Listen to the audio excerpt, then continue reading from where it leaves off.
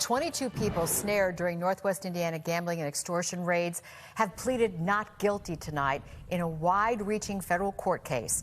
And for all 22, the legal noose may be on the verge of tightening. The feds say this is a big case spanning multiple states, several years, and a criminal hierarchy. And now some defense attorneys say they're ready and bracing for prosecutors to soon up the ante by filing new, much more serious charges against the entire group.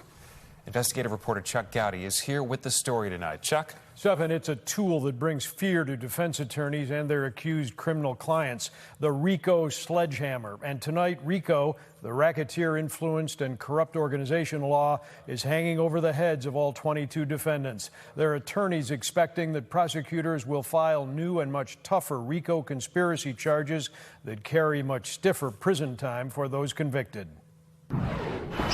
On a crisp May morning in Hammond, Indiana, the accused gambling and extortion offenders waltzed into federal court to a chorus of songbirds in the trees. But the harmonious stroll ended before a judge, with all pleading not guilty to felonies, and the realization that the case could soon become even more serious. I'm very confident the government is going to supersede this indictment with a RICO indictment, a racketeering influence corrupt organization indictment, and then everybody's on the hook for what everybody did. John Cantrell represents this man, Peter Pavlopoulos, who is among the few defendants held without bond because Pavlopoulos is accused of threatening to murder the college daughter of a gambler who owed the group money.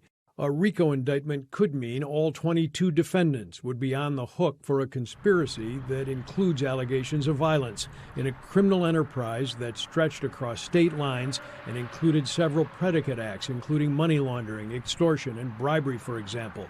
A month ago, federal prosecutors teed up such a case, and now defense attorneys are focused on when new RICO charges could come. They're suggesting that the allegation involves over $5 million.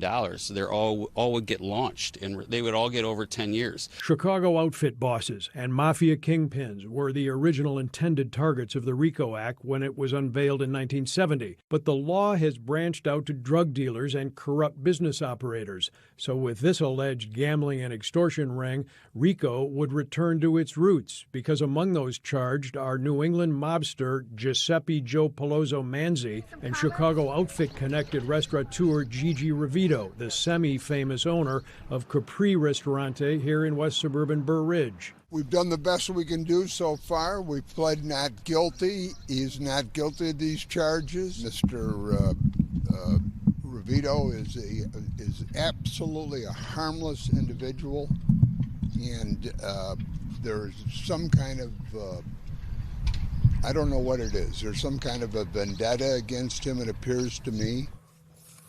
Federal prosecutors tonight described this multi-defendant case as complex, supported by hours and hours of undercover video and audio recordings that will have to be put on hard drives and will take months for defense attorneys to review.